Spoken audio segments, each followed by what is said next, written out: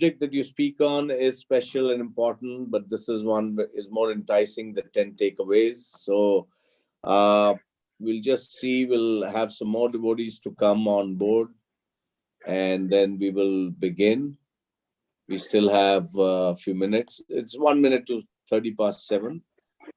And so for some of the new devotees, Bhagwan Govinda Prabhu, I want to just introduce, and others, Sori Rajan Prabhu, that His Holiness Atmanivedana Swami Maharaj has been associated with ISKCON for more than 4 decades.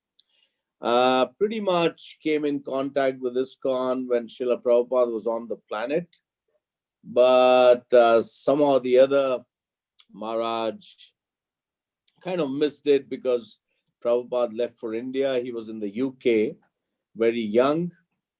But nevertheless, Maharaj joined ISKCON very, very young, still in his teens.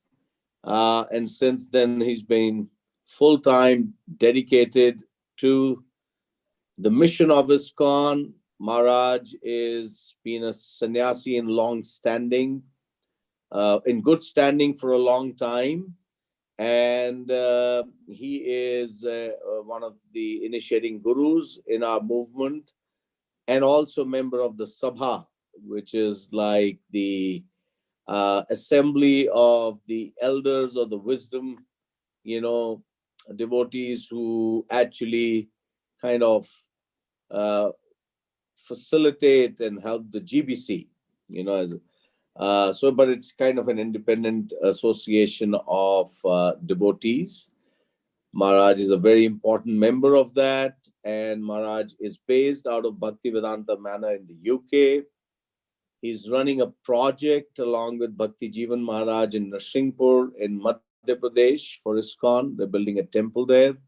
And besides that, Maharaj travels all around, India, then parts of Asia, Southeast Asia in particular, and in Europe. And he also visits us in the Middle East. So next time when he's in the Middle East, Bhagwan Govinda Prabhu will arrange so that he can also be with all of you in Gauranga So he can visit. So that's also the introduction for all the other assembled Vaishnavas and Vaishnavis. So without much ado, we will begin our session. So once again, on behalf of all the assembled Vaishnavas and Vaishnavis, it's an honor and privilege and a great fortune to have in our midst His Holiness Atmanivedana Swami Maharaj.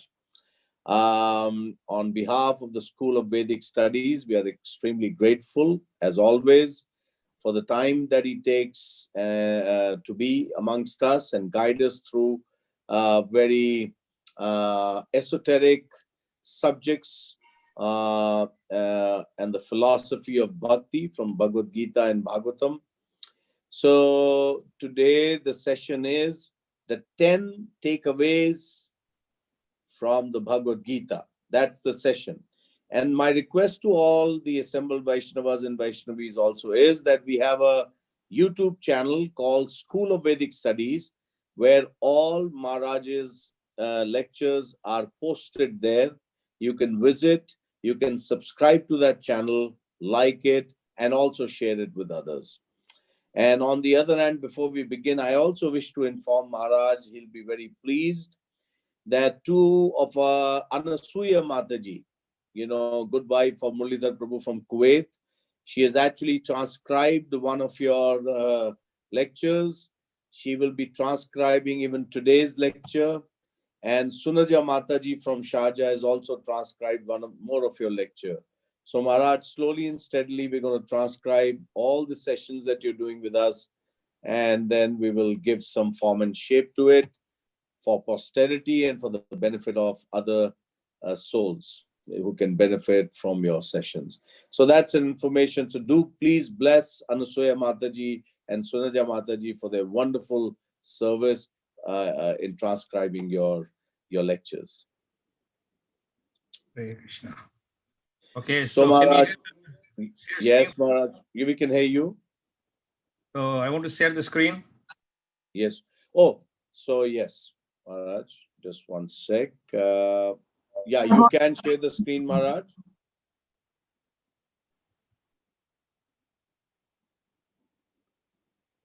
Hare Krishna.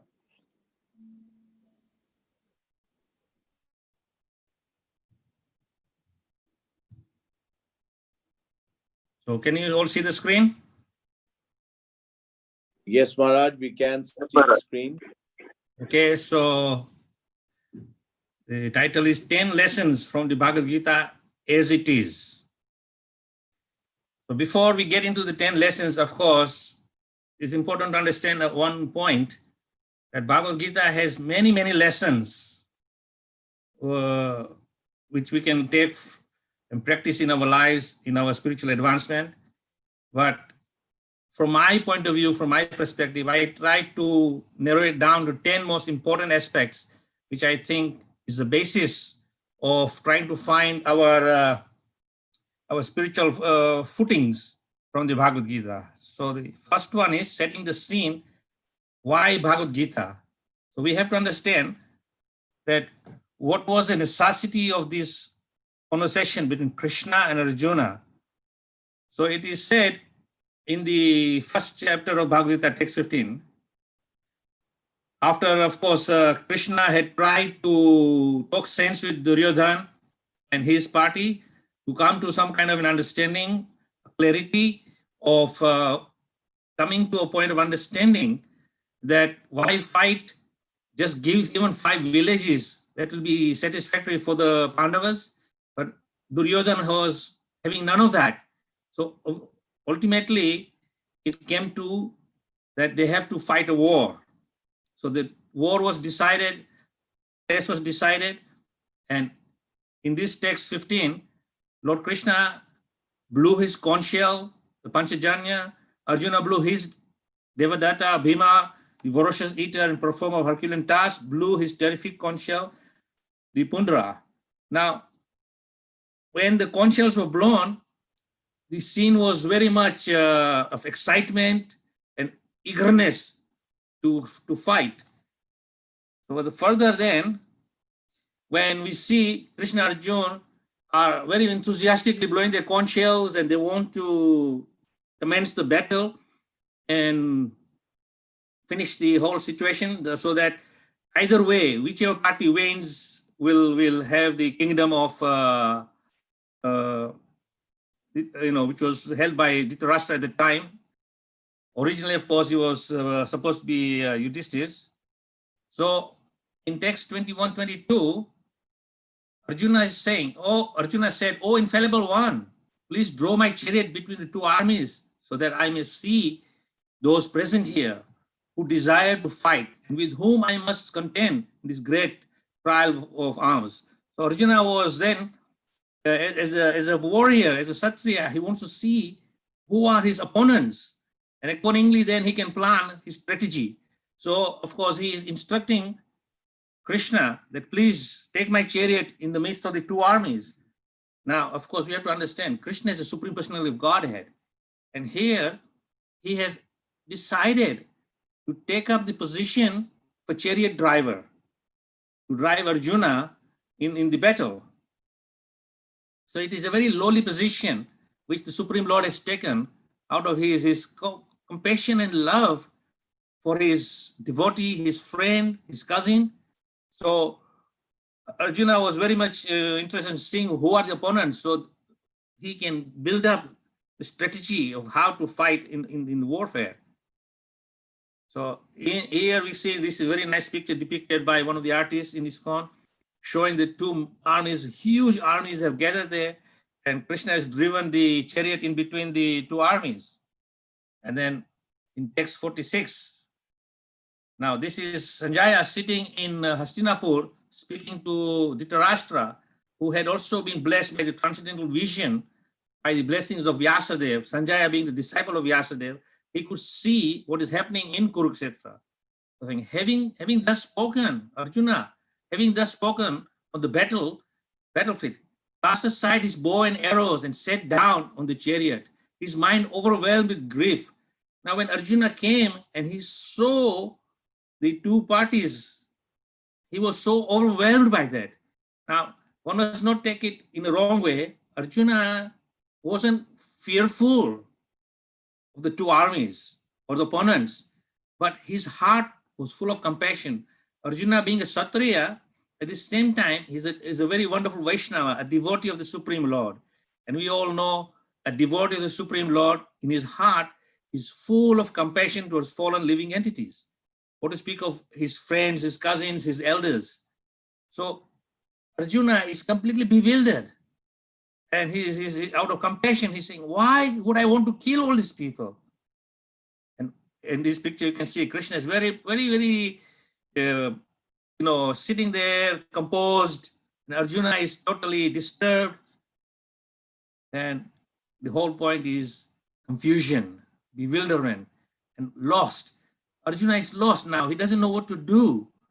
So then,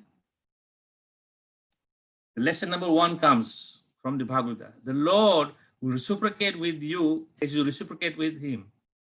The Supreme Lord Krishna is a very important aspect here to understand. That first lesson and takeaway is that the Lord will reciprocate with you as you reciprocate with him. So in the 4th chapter, text 11, Krishna is saying, Yetha mam prapiyante tam sataiva bhajamiham mama vartaman anuvartante manusya partha sarvasya. Is all surrender unto me, I reward them accordingly. Everyone follows in the path. Everyone follows my path in all respects, O son of Pritha. So here Krishna is mentioning the Bhagavad Gita that as you surrender to him, he will reciprocate with you. Now, why this verse is important is we see that Arjuna was completely surrendered to Krishna. And because Arjuna is completely surrendered to Krishna, he was willing to be his chariot driver. Now, as a chariot driver, he's taking orders from Arjuna. Now, nobody can give orders to the Supreme Lord. Supreme Lord gives the orders. But here, Supreme Lord is taking orders from Arjuna. So in the purport to this verse, Prabhupada is mentioning, although Lord Krishna is the Supreme Personality of Godhead, out of his causeless mercy, he engages in the service of his friend. He never fails in his affection for his devotees, and thus he addresses herein. Thus, he is addressed herein as infamous as a charioteer. He had to carry out the orders of Arjuna. Since he did not hesitate to do so, his address is infallible. Although he had accepted the position of the charioteer of his devotee, the supreme position is not challenged. In all circumstances, he is the Supreme Personality of Godhead, Rishikesha, the Lord of total senses. The relationship between the Lord and his Saviator is very sweet and transcendental. The Saviator is always ready to render service to the Lord. And similarly, the Lord is always seeking an opportunity to render some service to his devotees.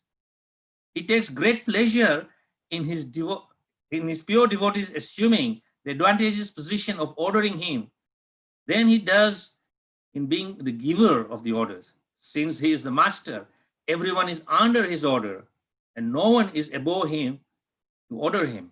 But when he finds that a pure devotee is ordering him, he obtains transcendental pleasure, although he is infallible, master in all circumstances. So it's very important here that he's addressed herein as infallible.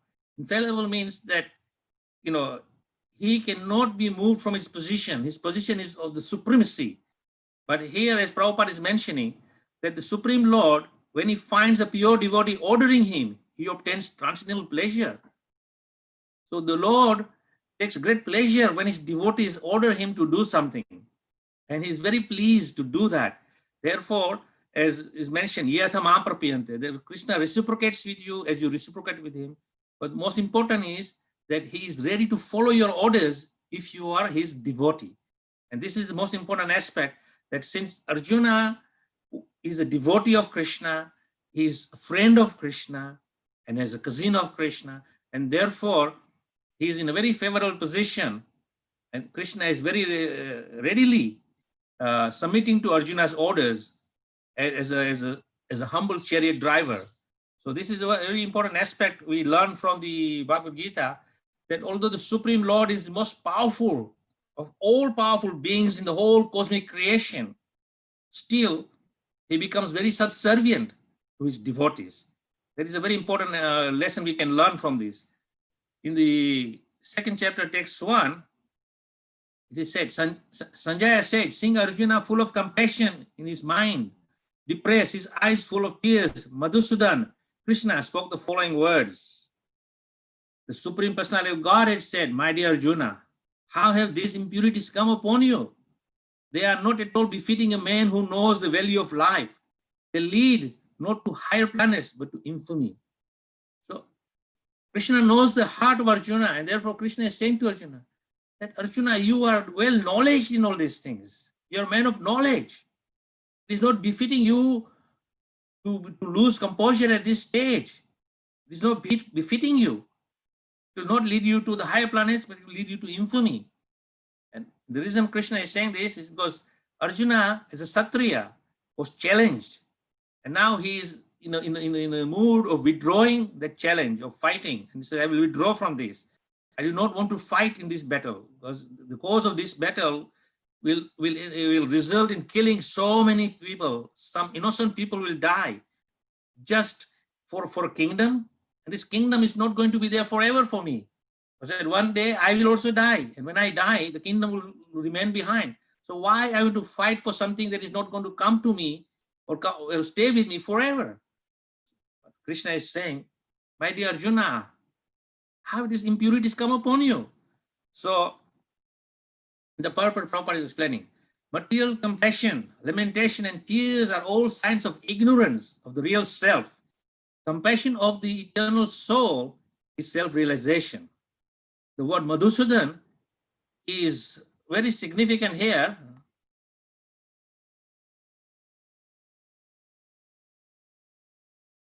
Madhusudan is significant in this verse. Lord Krishna killed the demon Madhu, and now Arjuna wants Krishna to kill the demon of misunderstanding that had overtaken him in the discharge of his duty. No one knows where compassion should be applied. Compassion for the dress of a drowning man is senseless. A man fallen in the ocean of nescience cannot be saved simply by rescuing the outward dress, the gross material body. One who does not know this laments for the outward dress is called a Sudra, or one who laments unnecessarily. Arjuna was a Kshatriya, and this conduct was not expected of him. Lord Krishna, however, can dissipate the lamentation of an ignorant man. For this purpose, the Bhagavad Gita was sung by him. This is a very important point which Prabhupada is making this purport, that Lord Krishna can dissipate the lamentation of an ignorant man. For this purpose, the Bhagavad Gita was sung by him. This chapter instructs us in the science of self-realization by the analytical study of the material body and the spirit soul, as explained by the Supreme Authority, Lord Krishna, Lord Sri Krishna. This realization is possible when one works without attachment to fruitive results and is situated and is fixed in the real self. So the first lesson we take is that Krishna is the friend, and he reciprocates with you as you reciprocate with him. Next, we see in the purport, Prabhupada is underlining the most important aspect of the Bhagavad Gita, that it is for the purpose of dissipating the darkness of ignorance, which is cause of this bondage in the material world. And therefore, the Bhagavad Gita is sung to free Arjuna from this.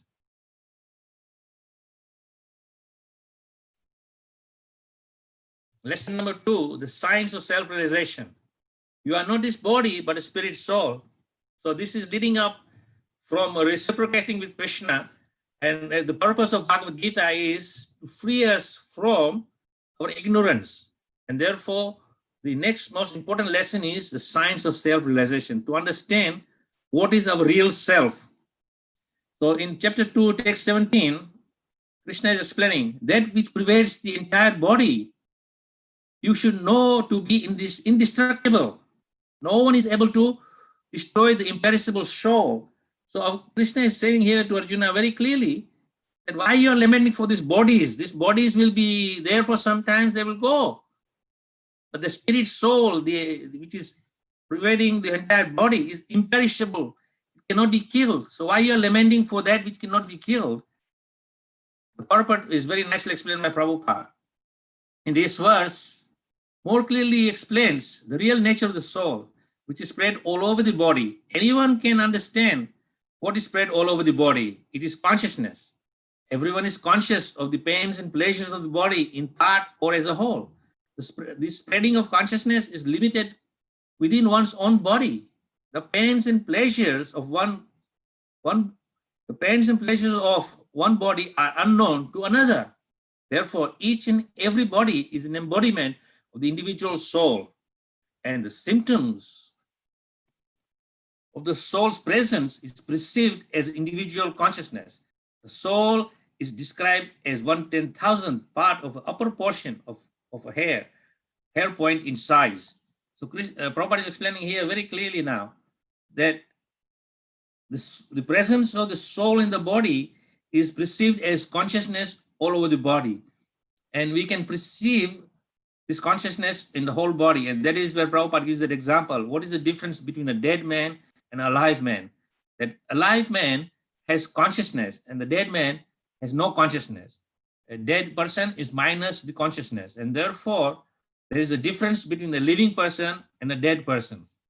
So that consciousness is the presence of the soul, as Krishna explains, that which pervades the whole body. So we have to have a very clear understanding of who we are, and that is the real nature. This verse explains very clearly the real nature of the soul, which is spread all over the body. In the 15th verse, Krishna says, Mamai vansa jiva loka jiva bhuta sanatan. This is part of this sloka, but most important is understanding the living entity is in this conditioned world are my eternal fragmental parts. Due to the conditioned life, they are struggling very hard with the six senses, which includes the mind. So here Krishna is saying, Mamai vansa jiva loka, that you are all my parts and parcel. So this is a nice picture which we can meditate on. This is the picture of the soul. Now, when one looks at this picture and one think, well, it doesn't look like the soul, it looks like Vishnu. But what does Krishna says in this 15th chapter? Mamai vansa jiva loka jiva bhuta sanatan. You are all my parts and parcels, eternal fragmental parts. And because we are part and parcel of Krishna, then what is our nature? Prabhupada gives that example. The ocean of water is salty by nature. The vast ocean, whether you take the whole ocean, or you take part of the ocean, or you take a drop of an ocean, the quality is the same. It's salty water. So as eternal fragmental parts of Krishna, we are exactly same as Krishna. But as explained previously, that we are 1/10,000th of a tip of a hair. That is the difference between the Supreme and the soul. The soul is exactly and identical to the Supreme Lord, but in size, it is very, very insignificant. Another example I give generally is that when you have a bonfire and there's lots of wood burning in the fire, and at some stage you see some sparks coming out of the fire, and they, in terms of potency, in brightness, they're just like the fire in quality.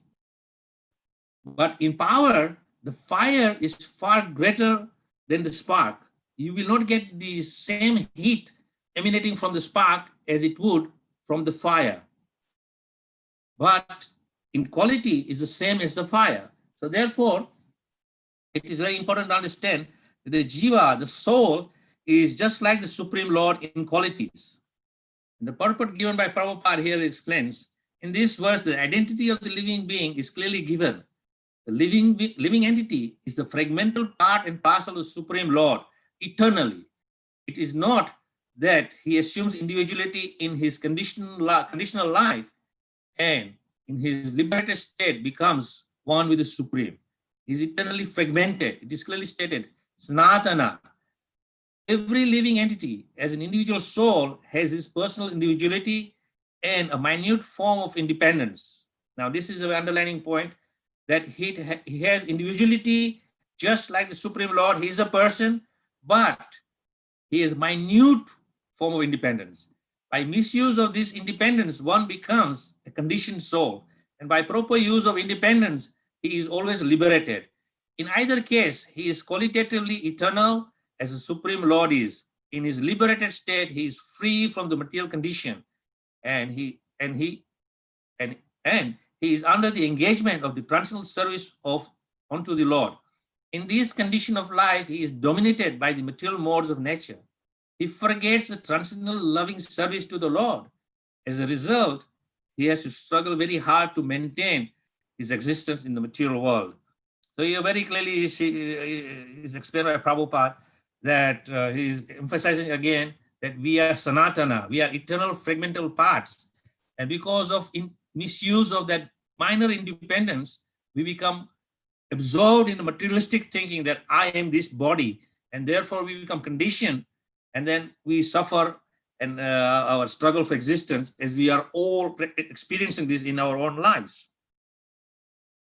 In text 20, Krishna is saying, for the soul there is neither birth nor death at any time. He has not come into being, does not come into being, and will not come into being. He is unborn, eternal, ever-existing, and primeval. He is not slain, and the body is slain. So again, Krishna is emphasizing the point very clearly to Arjuna here because of his confusion, his disturbed personal at the time of seeing all his friends and foe in the army. He's kind of thinking, why I want to kill? So Krishna is emphasizing here that the soul cannot be killed. Nahanyate hanyamane sharire. He's not slain when the body is slain. But the soul is eternal, and it never takes birth at any time. It's just the body which takes manifestation. And after some time, that body is discarded and the soul goes on into the next journey of his existence. So in the purport, Prabhupada is saying, qualitatively, the small atomic fragmental parts of the Supreme Spirit is one with the Supreme. He undergoes no change like the body. Sometimes the soul is called steady or kutastha. The body is subject to 6 kinds of transformation. It takes its birth from the womb of the mother's body, remains for some time, grows, produces some effects, gradually dwindles, and at last vanishes into oblivion. The soul, however, does not go through such changes. The soul is not born, but because he takes on the material body, the body takes its birth. The soul does not take birth there, and the soul does not die. Anything which has birth also has to die. And because the soul has no birth, he therefore has no past, present, or future. He is eternal, ever-existing, and primeval. That is, there is no trace in history of his coming into being. Now, it is very important we have to understand this, that in our own existence, we also experience this, that we at some stage, we were a small child, and as we grow to a boy and then youth, then old age, and we're experiencing these changes all the time. But the person, the soul, doesn't feel any different. We still feel that we are still the same person. We are the same. There's no change. The only thing that changes is maybe the life experiences which you have accumulated through the ages of growth. But the soul itself remains the same. We all feel the same experience. We don't feel that, oh, I'm a different person now when I was young, and when I grow old, I will be a different person. We remain the same person. So this is a very nice picture depicting under Prabhupada's guidance of showing how the baby is born and then goes through the changes, and at death, it goes into oblivion. And as according to karma principle, we take another body. Now, lesson number 3, who and how to be happy. So Krishna is giving now the insight that who can become a happier person, because when we are fearful of the unknown, fearful of death, then we become very unhappy. Krishna is giving us this transcendental understanding of how to become happy. So in the 2nd chapter, text 55, Krishna is saying, the Supreme Personality of Godhead said, "O Partha, when a man gives up all varieties of desires for sense gratification, which arises from mental concoction, and when his mind, thus purified, finds satisfaction in the self alone, he is said to be in pure transcendental consciousness. Now, the point to note in this verse is that all these feelings and desires arise from where? The varieties of desires is mentioned here. The varieties of desires for sense gratification, which arises from mental concoction. So we have to try to understand that we are not this body, we are spirit soul, and therefore the needs of the spirit souls are different from the needs of the body, because the body is thinking on a bodily level, on a material platform, and therefore it is concocting all kinds of sense gratification through the different senses. So the purport Prabhupada is saying, the Bhagavatam affirms that any person who is fully in Krishna consciousness or devotional service of the Lord has all the good qualities of the great sages, whereas a person who is not so transcendentally situated has no good qualification, because he is sure to take refuge in his own mental concoction. Consequently, it is rightly said herein that one has to give up all kinds of sense desires manufactured by mental concoction. Artificially, such sense desires cannot be stopped. But if one is engaged in Krishna consciousness, then automatically the sense desire subsides without extraneous effort. Therefore, one has to engage himself in Krishna consciousness without hesitation. For this, devotional service will instantly help one onto the platform of transcendental consciousness. The highly developed soul always remains satisfied in himself by realizing himself as the eternal servitor of the Supreme Lord. Such a transcendentally situated person has no desires, no person has no sense desires resulting from petty materialism. Rather, he remains always happy in his natural position as eternally serving the Supreme Personality of Godhead. As Prabhupada is explaining to us that our true position of the soul, as previously mentioned in the previous verse, in the understanding that we are not this body, we are spirit soul. The spirit soul's constitutional position is Jivere Swarupa Hoy Nitya Krishna Das. And eternally he is servant of Krishna. Therefore, here in the purport Prabhupada says, he remains always happy in his natural position as eternally serving the Supreme Lord. Therefore, this is our position, that if you want to be free from all kinds of miseries, all kinds of bewilderment, and losing our composure, and become steady and understand reality, then here is the secret. One must remain in the position of eternally serving the Supreme Lord. And therefore, as Prabhupada says, engage in devotional service unto the Supreme Lord. In text 56 of chapter 2, one who is not disturbed in the mind, even in the midst of threefold miseries, or elated when there is happiness, and who is free from attachment, fear, and anger, is called a sage of steady mind. So here, Krishna is saying that if one is disturbed by the threefold miseries of the material world, then we will become unhappy. But one who is free from that, who is free from attachment, of fear, anger, then he is a sage in steady mind. So of course, we all know in our experiences that there is Adibhotik, Adhyatmic, and Adidevic. Adibhotik is disturbance caused by other living entities. Adhyatmic is disturbance caused by one's own mind, or unbalanced mind, or uncontrolled mind. And Adidevic is disturbance or miseries due to nature. Of course, Adidevic means that the demigods are controlling different kinds of miseries, onto the living entity on this material world as part and parcel of this creation. And we sometimes feel, miseries of heat, cold, excessive rain, flooding, tsunamis, volcanoes, and so many natural disasters. This is Adidevic. Adhyatmic, as I said, caused by the uncontrolled mind, and Adibhotik caused by other living entities. But if we are overcome by this, then we will be free from all this, and we will be of a steady mind as a sage. So in the 14th text, Krishna explaining, O son of Kunti, the non-permanent appearance of happiness and distress and their disappearance is due to, in due course, they are like the appearance and disappearance of winter and summer seasons. They arise from sense perception or scion of Bharat, and one must learn to tolerate them without being disturbed. So Krishna is saying, Matras pasas tu kunteya asitosna sukha dukkha agama nityas tam stitik swaso bharata. Tam stitik swaso bharata is saying, one must learn to tolerate. And when we become tolerant of this disturbance, then we are free from this disturbance, because as Krishna is explaining here, they come and go like the seasons. So why we are so much overly absorbed in these miseries which come and go? We have to overcome them, and that is the secret of overcoming them. And these are the 12 most important things we must remember if you want to be free from all these miseries.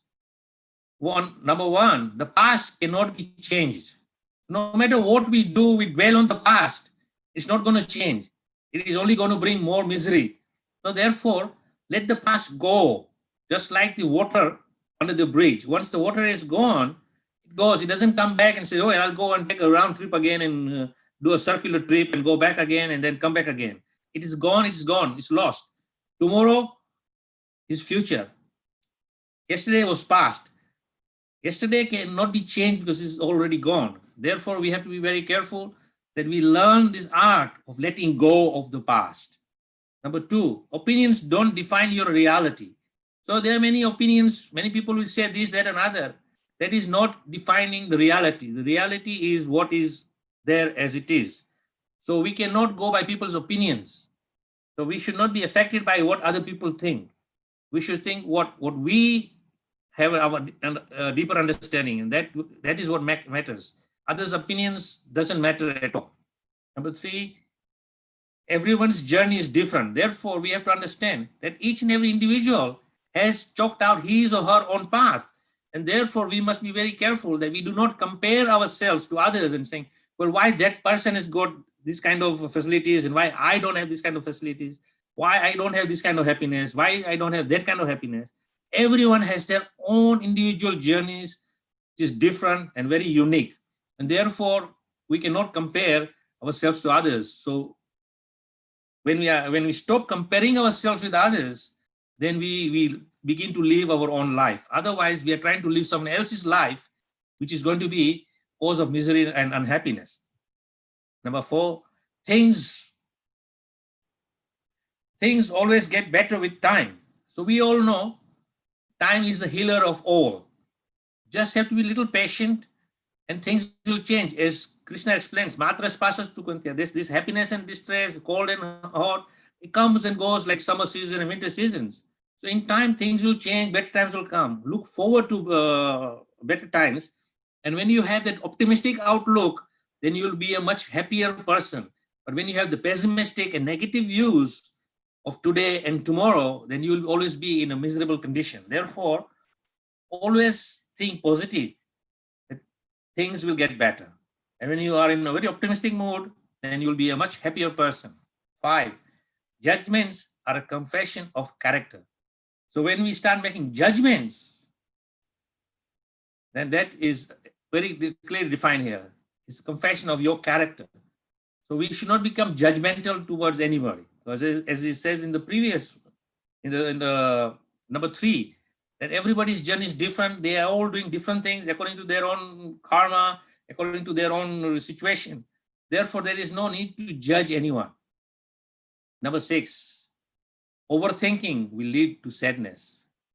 So, of course, when we are overthinking about anything, any aspect about life, about philosophy, anything that will bring sadness, because the result is going to be sadness and sadness. Therefore, we should not overthink. Never let the mind overrun with so many thoughts which are not in your control, because when you're overthinking, means you're out of control. And when you're out of control, then naturally the result will be sadness. So always be in control of yourself and your situation. Number 7, whatever goes round comes round. And this is a very famous English saying, that what you do unto others will be done unto you. So we have to be very careful that how we act in our own position. Therefore, as you act, people will act with you accordingly. So be very conscious with your words, your actions, your activities, because in the end, it will come and hit you back. If you want something good, then you say something good. Say pleasant words to others, then all you're going to get is pleasantry. But if you're very abusive to others, then what are you going to get? You're going to get the same abuse back. What goes round comes round. Number 8, positive thoughts create positive things. So always be positive in your mind. Everything must be positive. Never think negatively, because positively means they will always create that optimism in the mind, in the heart, and there is every chance that things will improve better. And then you start thinking negative, then it's always taking you into the negative thinking, and negative thinking means always a sign of unhappiness, sadness. So be very careful that always be positive in every situation. Even if you're up against the wall and someone is going to shoot you, you still think positive that, hey, there is every chance the bullet will not hit me and it will hit the side. Think positive. Then you'll never be fearful. Number 9, smiles are contagious. Always smile. It doesn't cost anything. In fact, according to the people who are training you for your muscles and all this, they're saying that when you smile, every muscle of your face gets exercised. And because every muscle of your face is being exercised, you maintain your youthfulness for longer period. So it doesn't cost you anything, but you will have a youthful appearance. You don't have to go to cosmetic surgery and then tighten your skin to look youthful. Just smile. And if you smile, you'll bring smile to others. Number 10, happiness is found within. Again, this is the very most important aspect also from the Bhagavad Gita we can learn. That don't try to find happiness in external sense objects. Try to find happiness within you, because happiness is a state of consciousness. It is not stimulated by any sense object. It is the state of being. And therefore, happiness is only found within. When you look within your heart, you'll find who? You'll find yourself. And you find yourself, then you find the super soul. You find the super soul, then you connect with the super soul, and you will be much, much happier person in life. Number 11, you only fail if you quit. So, of course, there's saying, if you fail once, try again and again. And if you keep trying, then you will always make positive steps. But if you quit, then it is a failure, because you have given up. Never give up on any circumstances. Always keep going forward with the knowledge that I'm not alone. Krishna is with me, and therefore I will never lose. And it appears losing battle, but when Krishna is with you, in the end, victory will be assured and guaranteed. And number 12, and final one, kindness is free. So be kind to everyone. Of course, kindness has to be in a particular way, that it is not going to be in the same position as Arjuna, because Arjuna's kindness was manifested in his compassion for the soldiers on the battlefield. So we do not want to get into the same kind of false compassion and kindness. But kindness is help your fellow brothers and sisters, uplift them by giving them proper guidance and proper knowledge, and guide them in a way that they will also achieve happiness and free from misery. Lesson number 4, taking shelter of the spiritual master, Guru Ashrae. Now, in the Bhagavad Gita, Krishna is explaining this very important point, that one must take shelter of a spiritual master, because without the guidance of the spiritual master, we cannot at all achieve that secret of devotional service.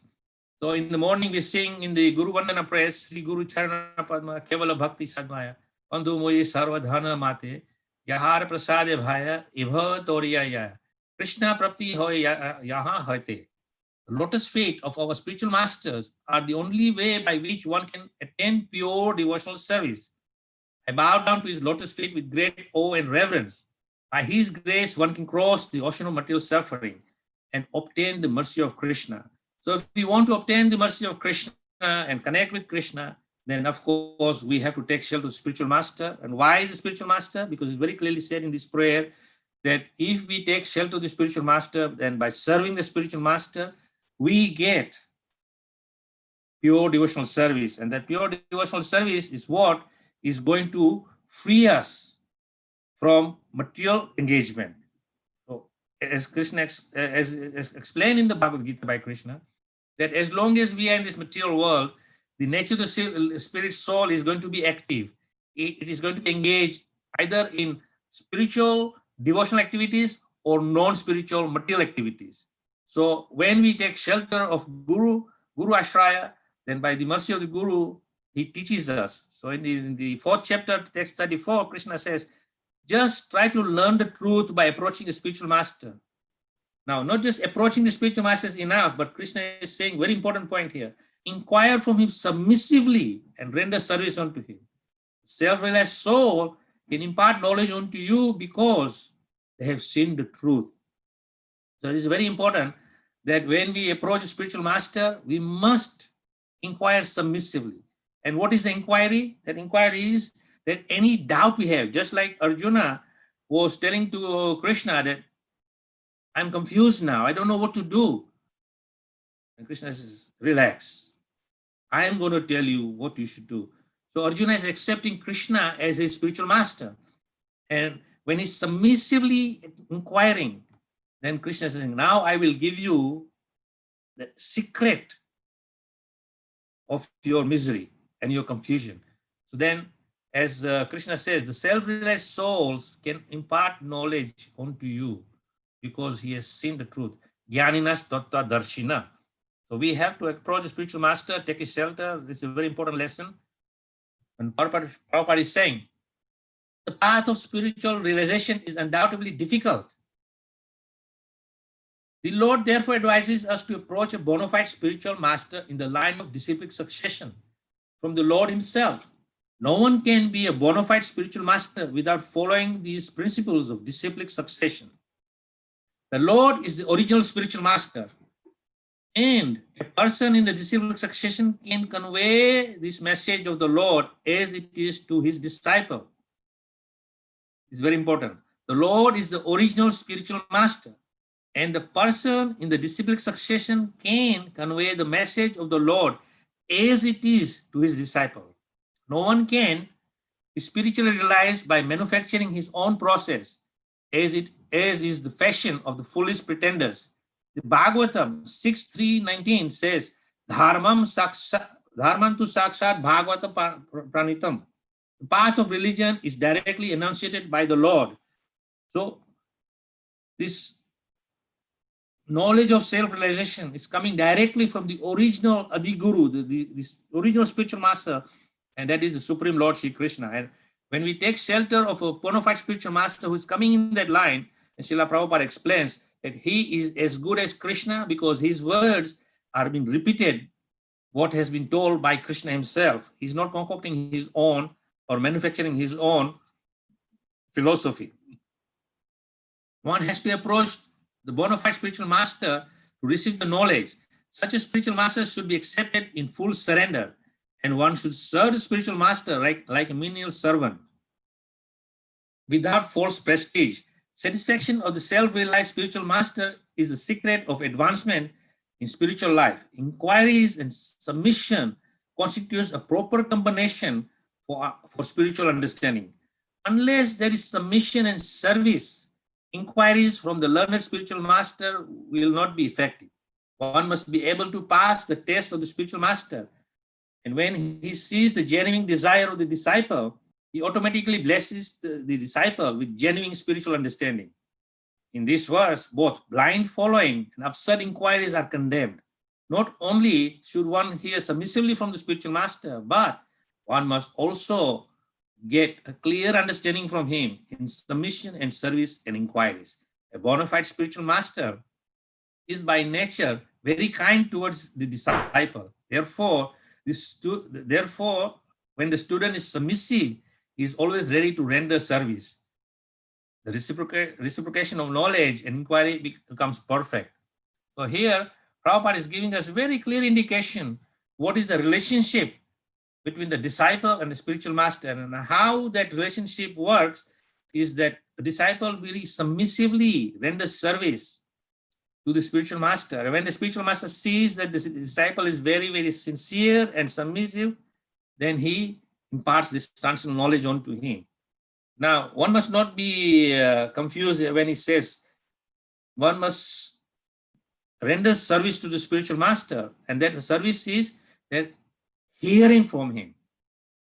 Of course, nowadays, we sometimes become so much on a gross level of service that we think washing the laundry of the spiritual master, or cooking for him, or cleaning his plate, or cleaning his bedroom, or cleaning his living quarters. These are rendering service. These are okay, they are menial service, that's fine. But the higher concept, which is explained in the Bhagavad Gita, is of Shravanam. Vani is most important. So Vani Seva is the most important aspect, that one must hear from the spiritual master.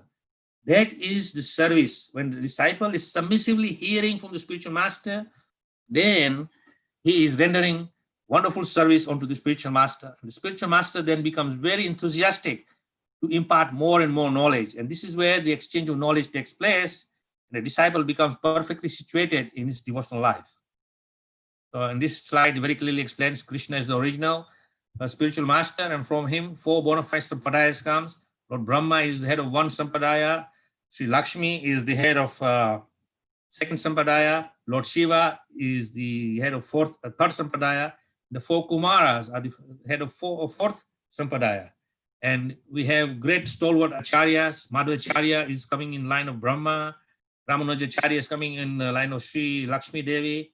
Vishnu Swami is coming in line of Rudra, Lord Shiva. Nimbalkacharya is coming in line of the Kumaras.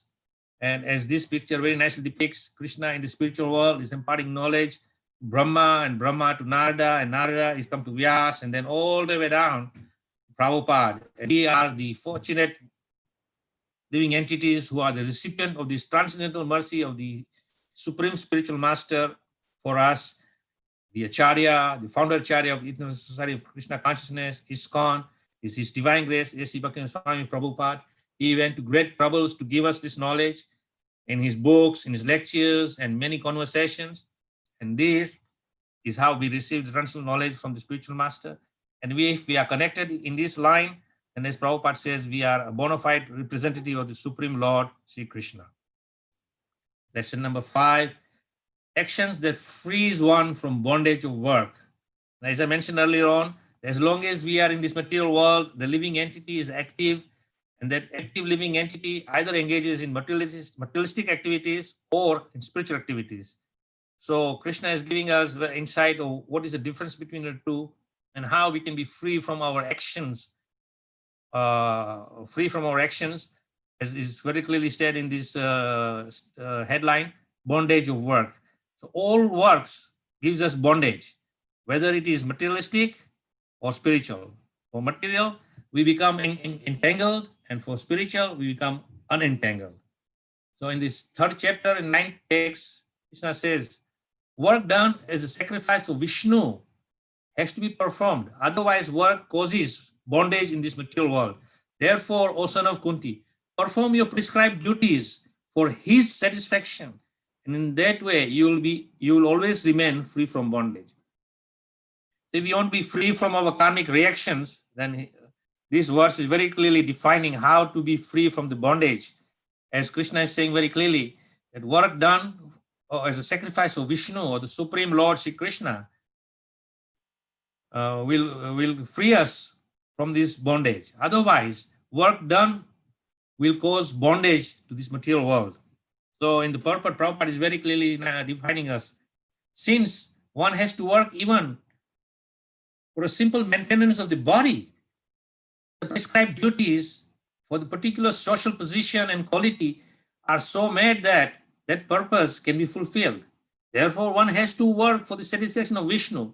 Any other work done in the material world will be the cause of bondage. Both good and evil work have their reactions, and in any reaction, and any reactions binds the performer.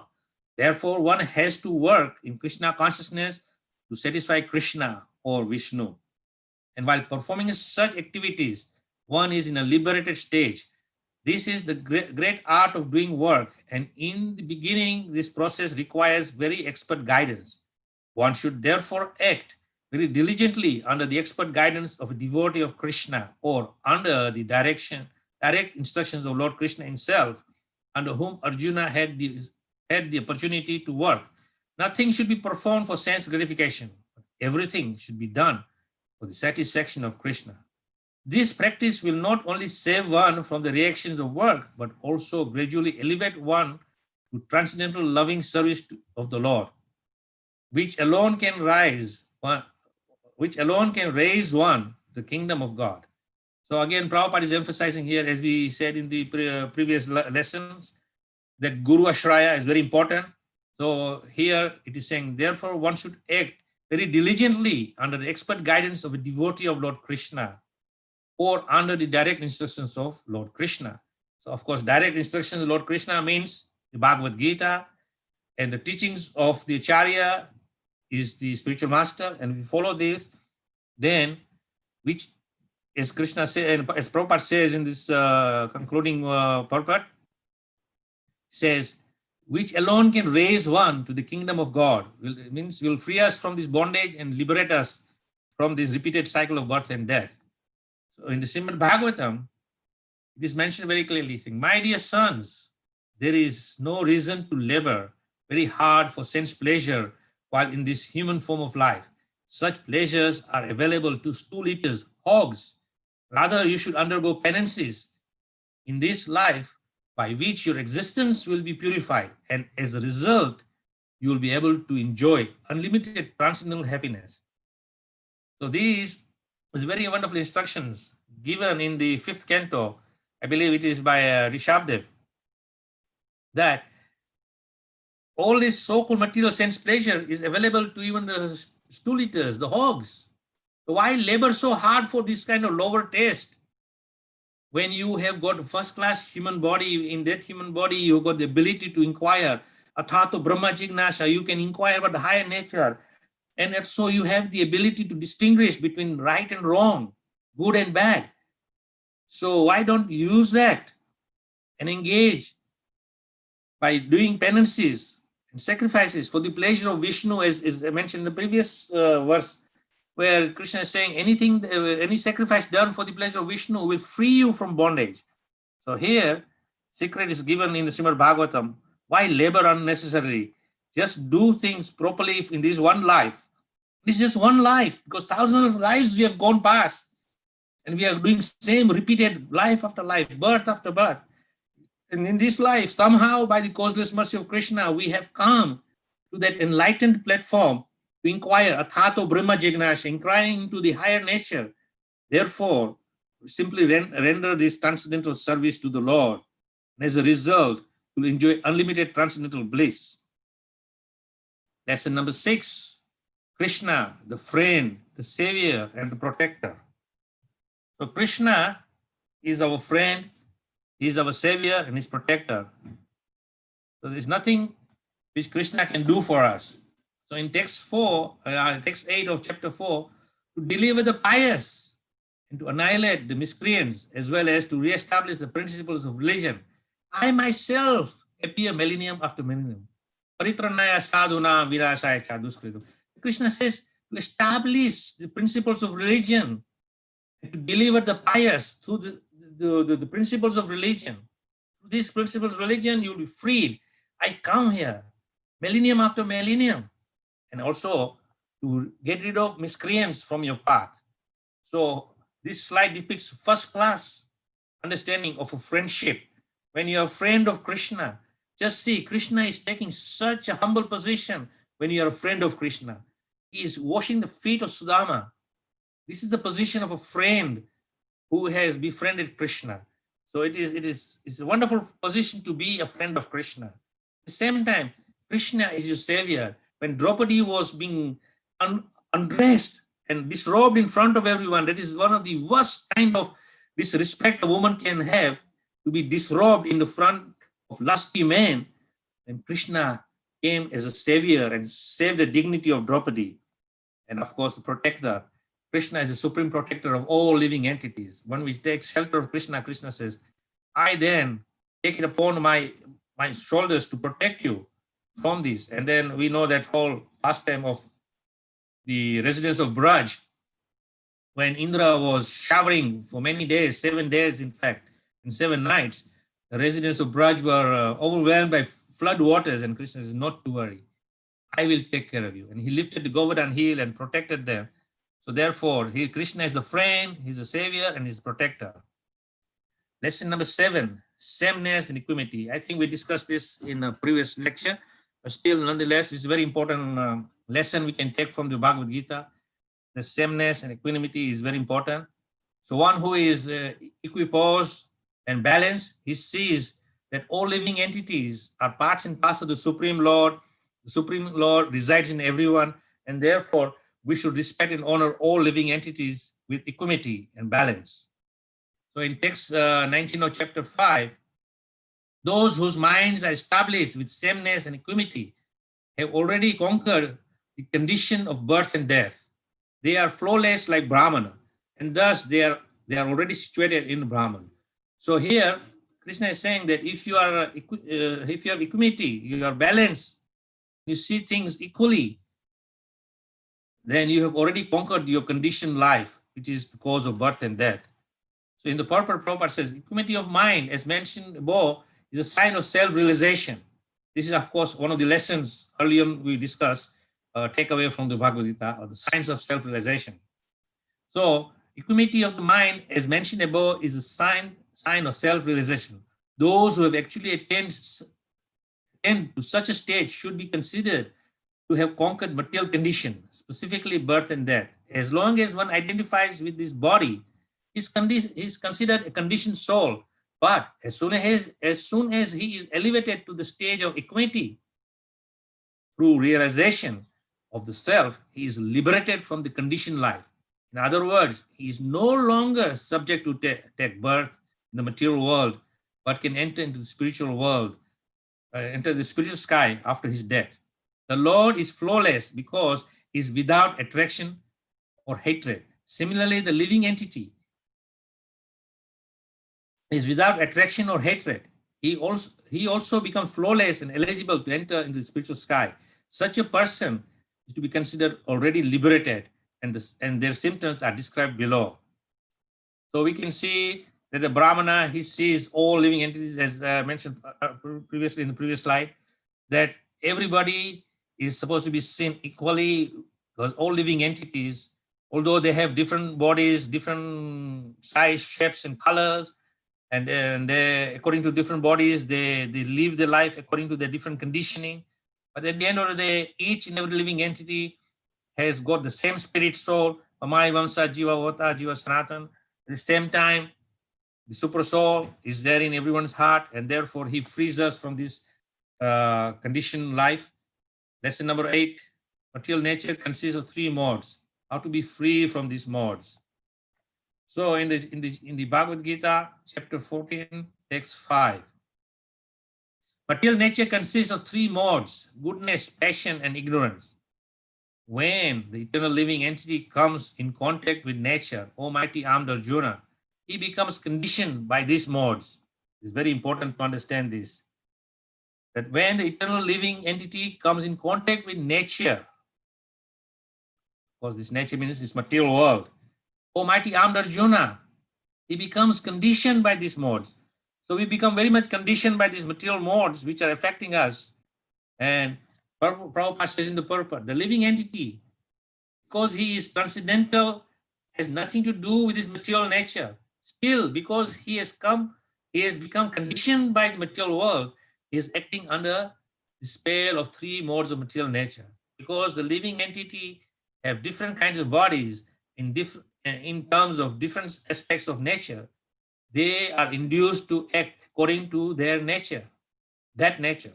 This is the cause of varieties of happiness and distress. Because when we start identifying with the body, and then we are affected by the 3 modes, and the condition created by the 3 modes, then obviously it will be either cause of happiness or distress. Therefore, one who has transcended, and of course in the beginning, Prabhupada says very clearly, the living entity, because he's transcendental, has nothing to do with this material nature. Now, unless until we understand that we have nothing to do with this material nature, then we will be conditioned by the modes. Therefore, Krishna says to Arjuna, "Oh Arjuna, rise above these three modes of material nature, ignorance, passion, and goodness, and come to Visuddha Sattva, pure mode of goodness." And when you raise yourself to pure mode of goodness, in that state, you'll be freed from these conditions. So we see depicted in this slide very nicely, the three ladies are there, and we are the little living entities attached to the strings, and the three modes, mode of ignorance, mode of passion, and mode of goodness, are pulling the strings, and we are acting according to those modes. And according to those modes, however we act, we become more and more entangled, our bondage increases, and the cause of our bondage will then bring us misery and suffering, and therefore it will be very difficult to be free from this. So in order to be free from this, we have to cut the knots binding us to this, as we discussed this last week, cutting the knots in the heart by engaging in principles of devotional service. In chapter 14, text 6, "O sinless one, the mode of goodness, being purer than the others, is illuminating, and it is free, and it frees one from all sinful reactions. Those situated in that mode becomes conditioned by the sense of happiness and knowledge." So when we come to a pure mode of goodness, then it is very illuminating, and it frees us from all kinds of sinful activities which are induced by mode of ignorance, mode of passion, and even mode of goodness. Sometimes we may think the mode of goodness is also okay, but it is not, because even deeds done in mode of goodness may be cause of your bondage, and this bondage will then later on come in force and manifest as suffering. So if you want to be free from that, then it says those situated in that mode means pure mode of goodness, becomes conditioned by the sense of happiness and knowledge. So that knowledge is very important, which frees us from the rights and wrongs, to understand what is correct and what is incorrect. And therefore, when we have the ability to differentiate between the two, then it is very, very easy to do the right thing. And when we follow the right thing, then obviously it will free us from further entanglement. The purport Prabhupada is saying, man in mode of goodness is not so much affected by material miseries, and he has a sense of advancement in material knowledge. The representative type is a Brahmana, who is supposed to be situated in the mode of goodness. This sense of happiness is due to understanding that in the mode of goodness, one is more or less free from sinful reaction. Actually, in the Vedic literature, it is said that the mode of goodness means greater knowledge and greater sense of happiness. The sense of happiness is due to understanding that in the mode of goodness, one is more or less free from sinful reaction. Now, as I said, that even mode of goodness sometimes can bind us to sinful activities which appear that they are okay, but in one sense they are not. For example, a beggar approaches you, or a drunkard approaches you and said, "Dear sir, can you spare a penny?" Of course, nowadays penny doesn't go too far, so you may, "Can you spare a pound?" And out of your goodness, you give that person, due to his destitute position, you give him a pound, and he takes your pound and goes to the bar and drinks alcohol. Now, you had done an act of goodness. The person has done an act of sinfulness. So you are the cause of his sinful activity. And therefore, whatever goes round comes round. And therefore, his sinful activity will have some impact on you. And therefore, you will also be indulged in the reactions of sinful activities. Therefore, it's saying one is more or less free from sinful reaction. Therefore, Krishna is saying, rise above even mode of goodness, come to Visuddha Sattva. And on the Visuddha Sattva platform, you will be totally free from all sinful activities. Lesson number 9, Bhakti Yoga is the way. This is the essence of Bhagavad Gita. And in the introduction of this chapter 12, Srila Prabhupada says very nice. I mean, this is very important statement Prabhupada is making. It is a noteworthy, and please take note of this and deeply meditate on this. Prabhupada says, Bhakti Yoga, pure devotional service to Lord Krishna, is the highest and the most expedient means of attaining pure love of Krishna. Is the highest and the most expedient means of attaining pure love of Krishna, which is the highest end of spiritual existence. Those who follow this supreme path develop divine qualities. In the chapter 12, text 6 and 7. But those who worship me, giving up all their activities unto me and being devoted to me without deviation, engage in devotional service and always meditating upon me, having fixed their minds upon me, O son of Pritha. For them, I am the swift deliverer from the ocean of birth and death. So Krishna is very clearly defining here the actual, as they say, cherry on the cake. You know, when you make a cake and you make a nice icing and decoration, but when you put that final cherry, that is completion and the perfection. So Krishna is saying very clearly, for those who worship me, giving up all their activities unto me and being devoted to me without deviation, engage in devotional service and always meditating upon me, having fixed their minds upon me, O son of Pritha. For them, this is the underlining question. For them, I am the swift deliverer from the ocean of birth and death. So Krishna frees you completely when you dedicate. So this, I thought this is a very appropriate slide, that Lord is the object of worship. Mahaprabhu is an ideal sannyasi. There is a person in white dhoti, he's a grihastha, and there is a brahmachari, and there is a person who is halfway. He's wearing white, but at the same time, he's kind of vanaprastha. So it doesn't matter which stage we are in our life, whether we are in the student stage, or we are in a household stage, or we are in a vanaprastha stage, or we are in a sannyas stage of final end towards the few years, or as I said, that fagging end of our life. Whatever it is, we dedicate it all for the Supreme Lord, all activities, and all perfection will come.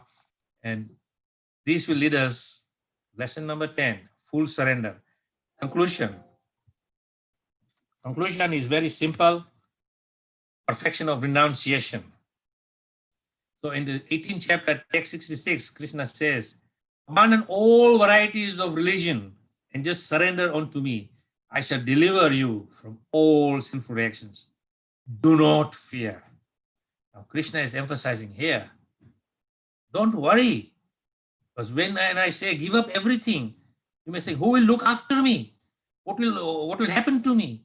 Krishna says, do not fear. I am there. I will take care of you. Have faith in me. And of course, Prabhupada says, very nicely explains, that if Krishna in his kindness and his compassionate nature, he is taking care of a tiny ant to the giant elephant, and what to speak of us? He will not take care of us? He will not abandon us? Of course he won't abandon us. If he's taking care of ants and elephants and everything in between, then we are in between, and therefore Krishna will take care of us, and therefore there's no fear. So in the purport, Prabhupada says, the Lord has described various kinds of knowledge in the process of religion. Knowledge of the Supreme Brahman, knowledge of the Super Soul, knowledge of different types of orders and statuses of social life, knowledge of renounced order of life, knowledge of non-attachment, sense and mind, control and meditation, etc. He has described in so many ways different types of religion. Now, in the summarizing Bhagavad Gita, this is the conclusion. Now, summarizing Bhagavad Gita, Lord says that Arjuna should give up all the processes that have been explained to him. It should simply surrender unto Krishna. That surrender will save him from all kinds of sinful reactions. For the Lord personally promises to protect him. Very clearly, Krishna is saying that now that I've told you everything in Bhagavad Gita, I'm telling you, now Arjuna, give it all up.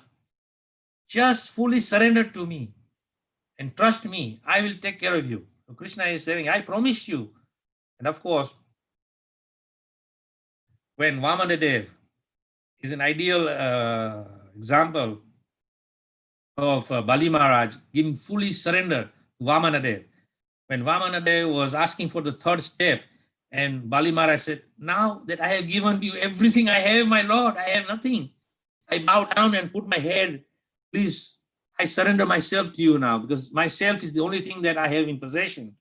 And Vamanadeva very gracefully puts his lotus foot on his head and says, I will take care of you now. He pushes him all the way down to the hellish regions. But he says, do not worry.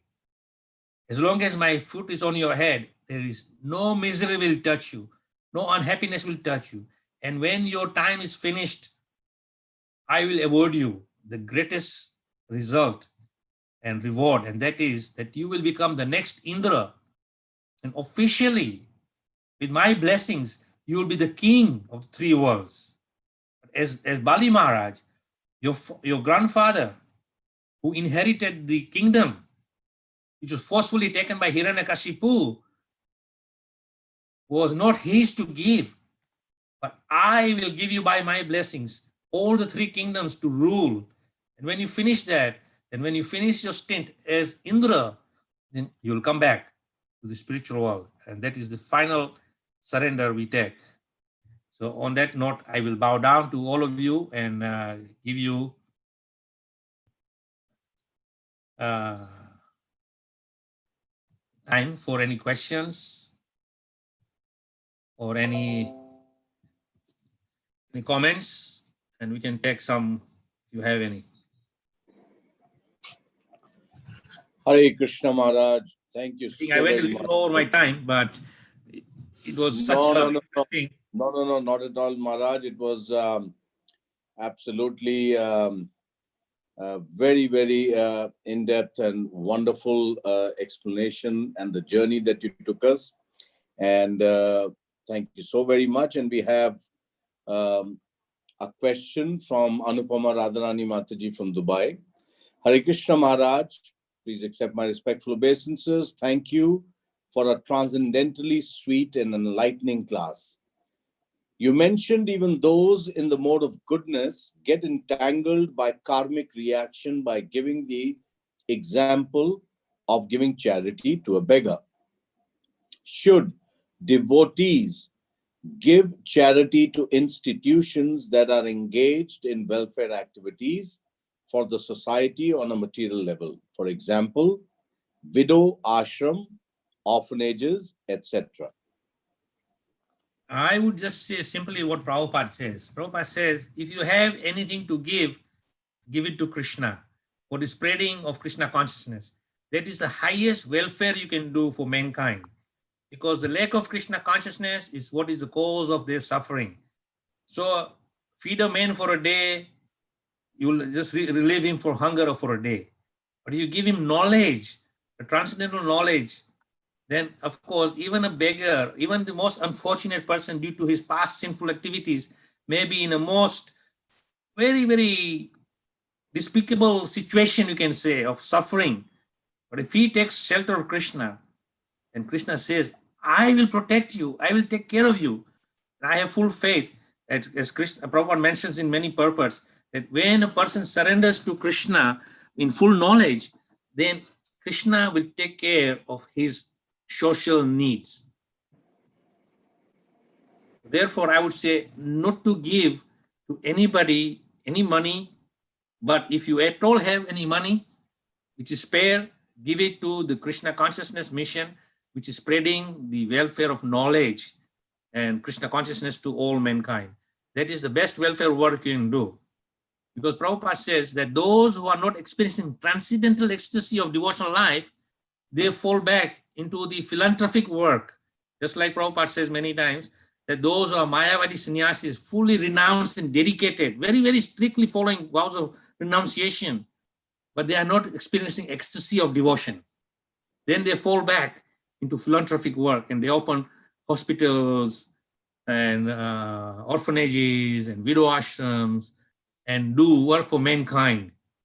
But that is not our business. Our business is to relieve them from the ignorance of this materialistic knowledge. Give them knowledge. That will free them from all suffering. That is our best gift we can give. Therefore, there is no bind. As Krishna says, whatever you do, give it to me. And therefore, Prabhupada said, give it to Krishna. And give it to Krishna means give it to Krishna consciousness, who is spreading Krishna consciousness in all over the world. Thank you, Maharaj. There is a follow-up short question from Anupama Mataji. What should be our attitude when we desire something very strongly, but the Lord has other plans? Thank you, Maharaj. We may have many desires. Now, that desire may be very strong, but you have to differentiate between two, whether it is for material sense pleasure or it is for Krishna. That is one. Now, if it's for material sense pleasure, then Prabhupada says in that purport saying, it is also available for the hogs and stool eaters. So why endeavor for these things?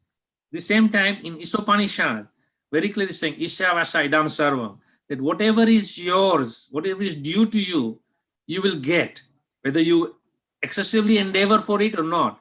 Therefore, Krishna says, Karmani eva adhikarastu ma phaleshu kadachan. Do your duty, Krishna will give you what is yours.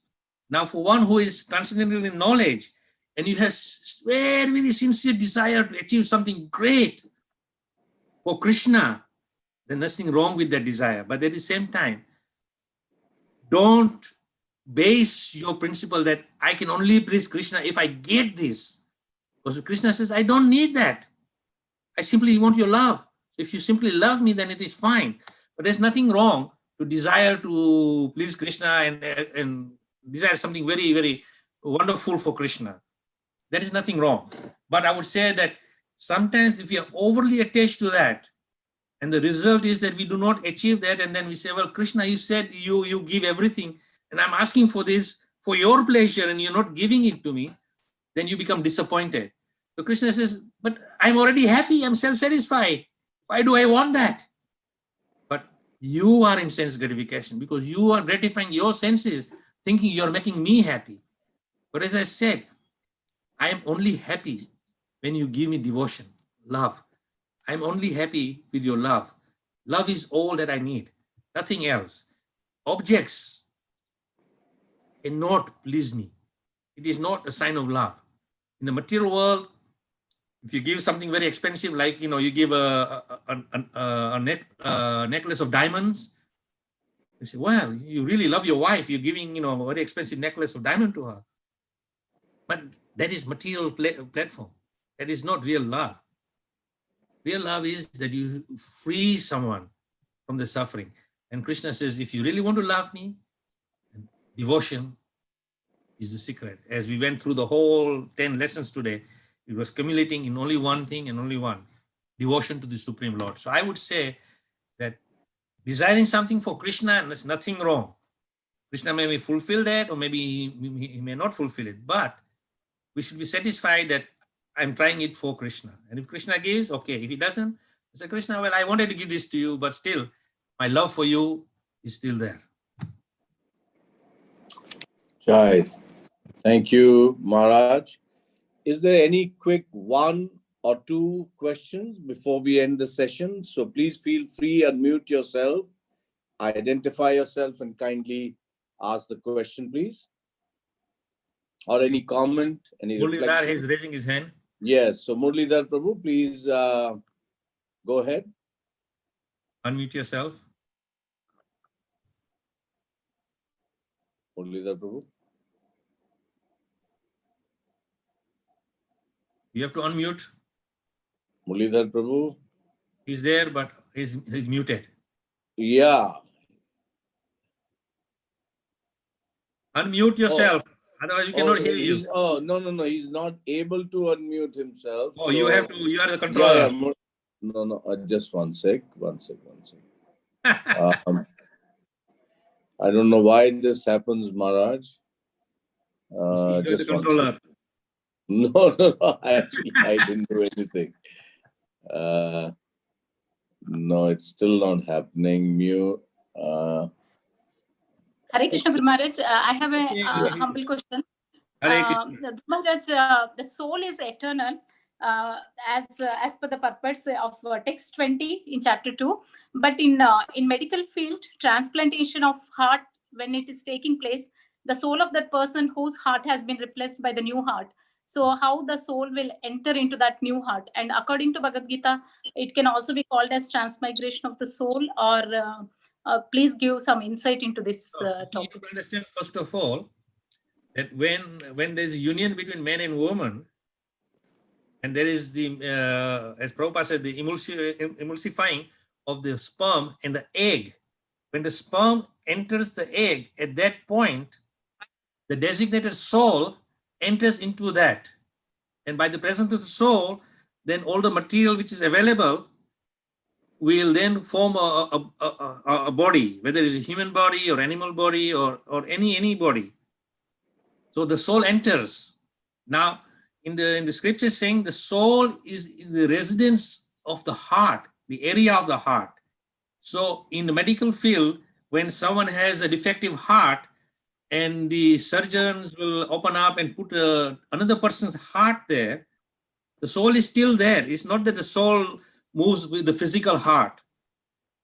The residence is in the area of the heart. So when the new heart is placed and starts pumping, then the soul takes up residence in that. So I would give another example is that, I don't know if you've seen in the bottom of the sea, there are crabs.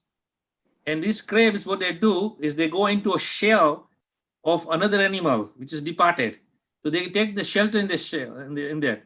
So although the other animal is gone, who was originally the owner of the shell, the crab has moved in. So similarly, the soul moves into the other heart, and heart then comes pumps the blood around. But it's not that the heart is the soul. The soul is in the region of the heart. And because of the presence of the soul, the person is still alive. So in terms of science, there is no transmigration of the soul of this person to this person. That can only happen by the divine arrangement of the Lord. When the soul is directed by the super soul or the Lord to enter into a particular womb and take up a body.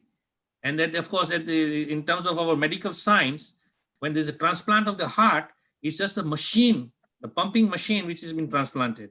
But the region of the heart is still the residence of the soul. As long as the soul resides, person will live. If the soul decides to depart from that residence, then even if you put a new heart, still the person will be dead. That's the difference. Hare Krishna. Thank you very much. Guru Maharaj, one more small question, Guru Maharaj. Soul's nature is Satchidananda Swarupa. So then why, Guru Maharaj, sometimes it is also called as Kutastha. In text 20, purport it is said as soul is called as Kutastha. Kutastha means is steady, is fixed. Okay, Guru Maharaj. But the soul, as I mentioned prior to that verse, that he is part and parcel of the Supreme Lord. Therefore, he is as good as the Supreme in terms of, like if you take, say, an orange, it's got many segments inside. But each segment is individual. But when you put the whole segments together, it is one whole orange.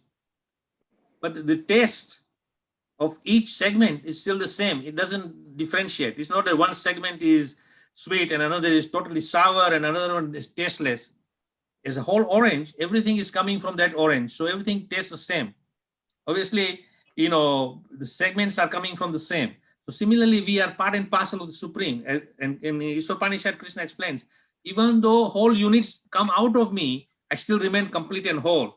So in terms of the material example on orange, when you take a segment out, that orange will be one minus one segment. But in Krishna, you take the segment out, it still remains the same. It doesn't get minus. So in other words, if you paid attention, it was saying that all these living beings are not created, but they are emanating from the Supreme. So they are always there, but they lose their identity when they come into contact with material nature. And when they go back to the spiritual world, then they come to their true identity, their Nitya Swarup. And according to the Nitya Swarup, then they interact with the Supreme Lord in his transcendental pastimes in the spiritual world. Thank you, Guru Maharaj. Thank you very much. Thank you. Hare Krishna. So Maharaj, we have a last question before we end the session from Sarvaloka Prabhu in Chennai. And his question is, Maharaj, could you please explain Ananya Bhakti? Ananya is undivided attention and spiritual devotion service to Lord, uninterrupted. Means you continuously do that service. Ananya is flowing freely. Just like the river is flowing freely, it's not been obstructed. So same when we come to that Ananya Bhakti, that free-flowing Bhakti, when we are fully realize that this is our position, and this is the only thing that matters to me, and we are then you engage, and then you do not deviate from that path. You are only fully focused, and that in my understanding is Ananya Bhakti. It's flawless. It is continuous without breakage.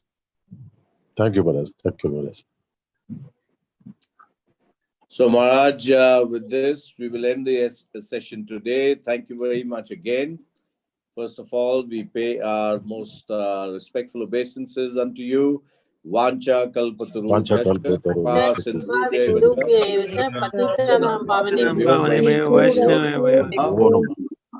They also really. Before we wind up, I would like to wish everybody a wonderful Kartik. We are starting to bring lamps to Lord Damodar. So I hope that whole month of offering lamp to Lord Damodar will increase your love and devotion for Lord Damodar, and you have just same kind of devotion in your heart as Mother Yashoda had for Krishna.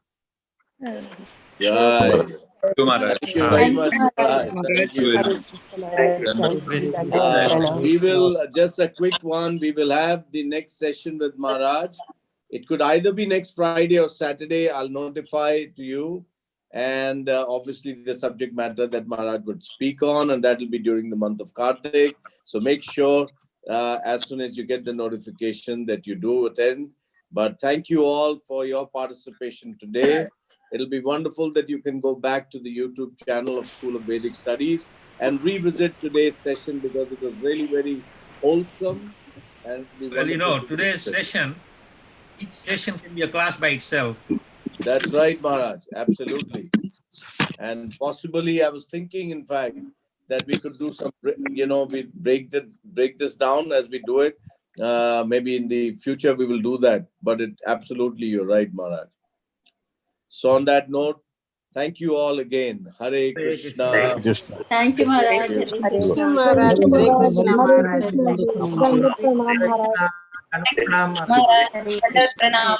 Hare Krishna. Wonderful Kartik. Yeah, thank you.